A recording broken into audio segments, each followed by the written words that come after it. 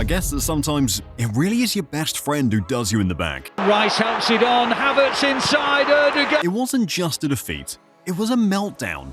Mikel Arteta has just done to Pep Guardiola the worst thing possible, and that was completely expose the problems in this Man City team, including the big one that has now shown clubs worldwide how to get the best out of Pep. But 5-1's heavy. Yeah, it is a humiliation, really. There's no other way, Gab, to put it. And the first half was not too bad, to be fair, especially considering the fact that they conceded a goal so early on a massive mistake. It was a humiliation, the kind Pep Guardiola has never experienced in his managerial career. Even Pep was lost for words, and that rarely ever happens. See guys, the way Arsenal played exposed a lot of the issues going on in the City team now, which we'll get into in a couple of seconds. But first, you see that subscribe button to Football Historia down below? Hit it if you haven't already, so you don't miss out on videos like this. To understand what Arteta did to Pep in this defeat, we've got to look at the subplots coming into the game. On Man City's part, this game had a lot riding on it. They'd improved. After a 2-1 defeat to Aston Villa 4 days before Christmas, they'd won 6, drawn 2 and lost 1 in the next 9, before the game versus Arsenal. And even though by their standards this wasn't exactly incredible form, given the season they'd had, it was good enough to boost morale heading into this game. The last game against Arsenal was quite a stormy affair. Has this become a grudge fixture? Is there any needle still lingering? No. And then the words said after the game by Mikel. I just wonder, have you had a chance to speak to him since, and how is your relationship with him now? Exceptional. With him and his family. Exceptional. Of course, we are not in touch much because he has business, I have business, I have other games. But the respect that we have is always there. While Pep didn't exactly sound confident in his team's abilities, he knew what the deal was. If City was really on that path to redemption, the real test was going to be against this Arsenal team. On the part of the Gunners, for Mikel Arteta and his side, this was always going to be a real test. To scratch that, the real test. In the running for the league title, but in the context of this fixture, Arteta needed to show that his Arsenal team could go toe-to-toe with the same side that had denied them winning the league in the past 2 seasons, and the man himself sounded pretty confident. What they have done in the last 6 years, they absolutely merit it. They merit it on the pitch, and the way they play, the way they have competed, the way they have gone through difficulties. And for us, the challenge is to get to that level, you know, and we need to use that challenge and that energy to, this is what we want to be, and this is the level, and we are heading towards it. Not necessarily a battle for the league title between the two, as it had been in recent years, but a big one nonetheless, and what we witnessed that Sunday was a massacre. Arsenal 5, Man City 1. I still need a couple of seconds for this result to sink in, but yeah, it did happen. Now guys, the result is massive depending on either way you choose to look at it. So then Arsenal 5, Manchester City 1. Given what happened yesterday, of course, on the South Coast, Liverpool beating Bournemouth, this was a significant result for Arsenal. I think it's fair to say if they had lost this game or indeed drawn it, then the title race was all but Liverpool's. 6 points then separate the top 2. I mean, if you took it from an Arsenal perspective, for example, Arsenal went to another level and introduced a couple of youngsters that changed the game, which we'll get to later. But this is the Arsenal angle of the game. It was incredible. If you decide to switch lenses and look at it from the Man City perspective, it was embarrassing. It was so bad that it almost looked like this. Man City looked good at times because Arsenal allowed them to. Yikes. Right guys, let's get into it properly now. How did Mikel Arteta manage to get the better of Pep Guardiola and expose him like this? He knew City's game plan. Something Pep said, I think, last week, didn't he, about... So he's basically saying that the modern team, the modern way to play now isn't a Manchester City brand of football. And if you actually look at the way City play, they need pretty much the best player in every position on the ball, at least, to be able to play the way they want to do. We've all watched Southampton this season. You know, we've all seen teams trying to play out from the back, losing the ball in the box and conceding multiple amount of goals for it. Honestly, there's a lot to dissect in this, and it's almost as if Mikel Arteta watched this. Let's take it from the top. We know how Man City plays, or at the very least, we have an idea of the general style of play. Inverted fullbacks, overloading zones, while at the same time keeping the width to make sure the switch from one side of the pitch to the other is always on. Fast players with quality down either flank and the middle, a very active goal threat. But there's something we're leaving out, or someone. I tried the jinx, didn't work. But they double bluff 5-1. Yeah, 5-1. And the floor is yours.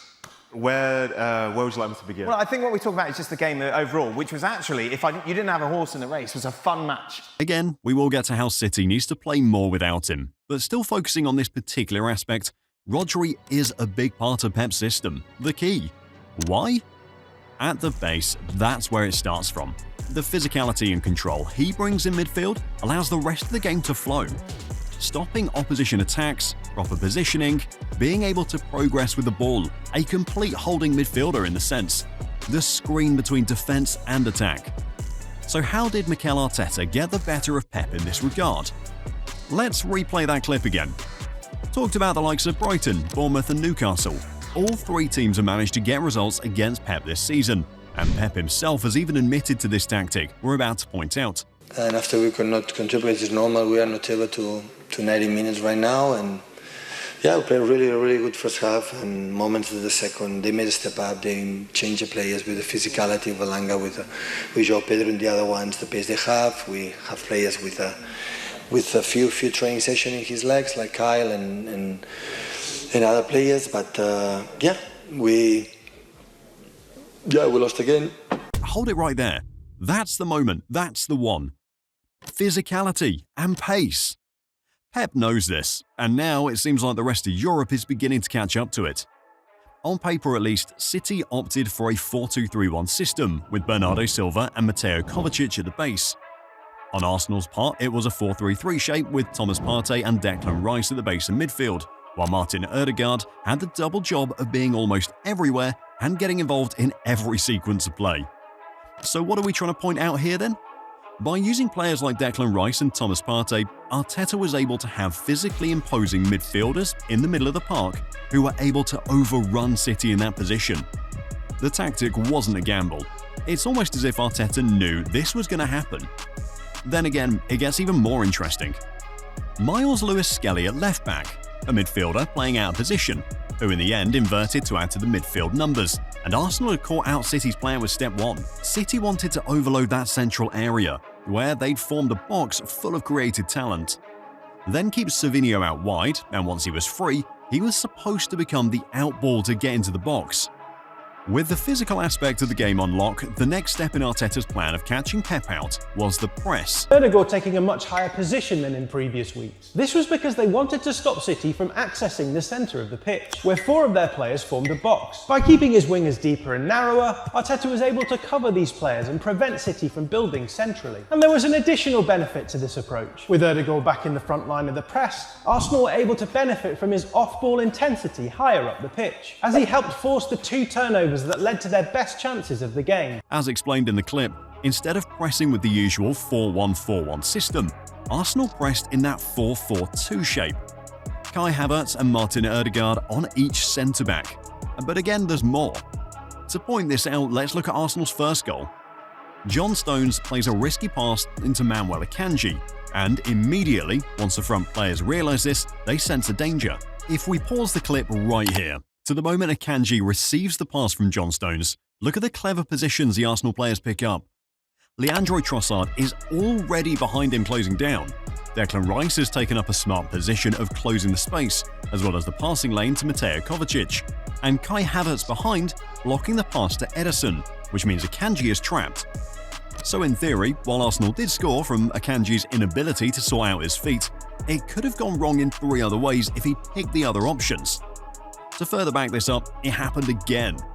I kind of wonder how much they paid Kai Havertz to miss this, but in all reality, it was again Arteta showing Pep that he'd found a pressing system that works. Again, let's pause the clip here. This situation is probably not as dangerous as the first, largely down to the fact that Stefan Ortega chose the wrong pass. But again, look at Declan Rice's positioning just behind Mateo Kovacic. He anticipates the possible pass into the Croatian, and his teammates are just as active too. Martin Odegaard is in position to intercept a potential pass to Manuel Akanji, and Havertz is in a position where he can quickly sprint to close down John Stones, should the ball get to him. Again, they've closed the space well, particularly down the middle, and forced City into errors they normally wouldn't make. Credit to Man City though, they showed signs that even when plans A and B don't work, they can always come up with a different approach to the game. They continued to expand the width, and ultimately, a long ball down to left-back Matheus Nunes started a series of quick passes that led to City's equaliser. 1-1. And now guys, this moment was very important in understanding the tactics of the two teams. The reason for this is, as we've seen from Arsenal teams playing against City at the Etihad, they tend to sit back in instances where you expect the press. Perhaps Pep Guardiola would have been expecting the same thing after getting the equaliser, and ordered his team to play their way out of this Arsenal side. Except that physicality Arsenal had, and the one City didn't, it came to play again. Big talking points with Thomas Partey's goal for 2-1. Yes, Phil Foden cheaply gives the ball away, but Thomas Partey does what you expect from a holding midfielder in that position, intercepting and reading the danger, then takes the ball, the shot, and the goal. It's crazy because that's what we're accustomed to on the City side with Rodri in that team. Looking back at it now, we could see what Arteta wanted from his team. He wanted them to be courageous. His team responded in that manner and it paid off. But again guys, there's more. You see guys, the thing with change, especially in football and tactics is, while it does happen, the best managers in the world still have that element to their teams that makes them recognizable and identifiable.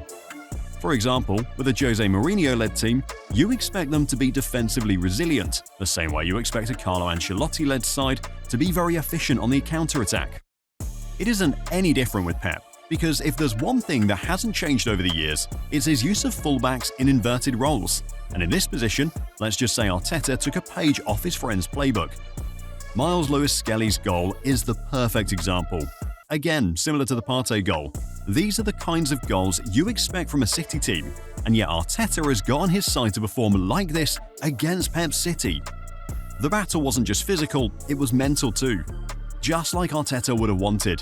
And for this one, it wasn't just him and the players on the pitch, it was the guys off it as well. Pep Guardiola is a genius because he can see what the average manager overlooks. What is Pep Guardiola's 1,000 pass rule? What's the secret to these passes? Number 1 is the tempo, or in Pep's words, not slow and not fast. The 1,000 pass rule. The Emirates. I'll explain the connection with this now. See guys, like I said, Pep Guardiola is a genius, not just because of the tactics on the pitch, but the tactics off it as well. The 1,000 pass rule is a system he adopts when visiting away grounds where the fans are usually in full support of the home team, as we could see in the example mentioned when visiting Copenhagen. In the first half versus Arsenal, City completed more passes, 273 to Arsenal's 178, as expected. But the idea here is, some of these passes were meant to draw Arteta's team out, make them chaseable and frustrate the crowd. It didn't work. Arteta and his team read right through this plan. The noise levels of the Emirates were high octane from start to finish, and in the end, they used yet another trick from Arteta that undid Pep. Arsenal didn't just defend against City, they were direct. Part of the reasons Man City has been so successful over the years is actually down to the opposition. See guys, City has been so successful in recent years because you've got teams trying to be like him, like Guardiola, like the way his City team plays, playing out from the back, inverted fullbacks, quick passes, all that stuff. The problem with this is, it's a tactic Guardiola has studied and perfected for years, so he'll have the upper hand against teams just getting used to it. But in the context of what Arteta did to him, it's simple. Arteta flipped the switch. It was a fun match to watch. Yeah, I think it was. And for probably 60 minutes, maybe it felt like the two sides were equal. But I think what Guardiola was saying after the game about how the team capitulated. In the context of this, he's basically talking about direct football. You see guys, this has to be the biggest change. The one move Arteta used to undo Pep. He didn't try to copy him detail for detail like he's done in the past. The Arsenal team that played against Man City was very direct. They sat back a bit and soaked in the pressure, and when it was time to get up the pitch, they targeted the dangerous areas. I really do. I know we talked about defensively, Matheus Nunes playing right back. I don't like it. He's a midfielder, he's not getting tight to anyone, he's not stopping crosses, and I feel for him because he's playing that position. But just losing Rodri, I've never seen a team buckle so much losing one player. And I know he was immense, Ballon d'Or winner, but the team have to do more. You listen to Micah Richards talk about Matheus Nunes and his inability to get tight and mark properly, and that's another area they exploited. At times, it was overloads on each side of the pitch, and every time Arsenal had the ball, they weren't just trying to pass it for the sake of it. It was direct against Man City. Take Kai Havertz's fourth goal as an example of this. Partey wins the ball in midfield, and almost immediately the team is up on the counter. They strike to deadly effect. Havertz gets the goal, and it's 4-1. Man City and Pep could not live with what Arteta had done to him. They were completely outplayed in every department. Even when City tried unorthodox Route 1 football to Erling Haaland, trying to make use of his physicality, Arteta and his team had that covered too. Gabriel and William Saliba were on him for almost the entire 90. What went down that Sunday was a tactical masterclass, and to cap it all off, Arteta also showed Pep that he could make use of special homegrown talent too.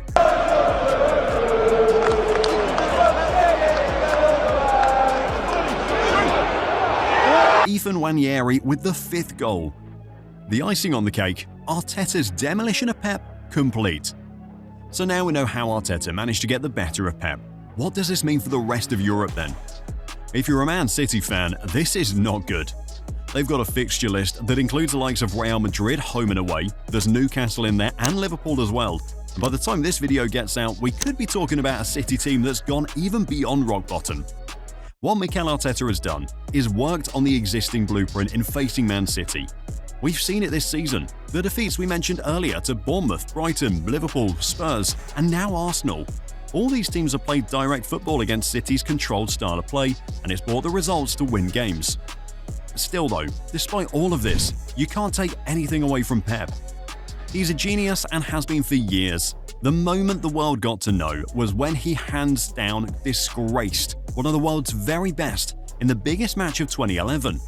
And you can find out how exactly by clicking that next video to see why the 2011 Champions League final will never be forgotten.